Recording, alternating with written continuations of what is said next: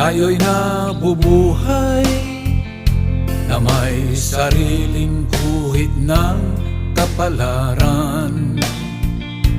Tayo'y dapat magpasalamat dahil tayo'y nilikha ng may kapal.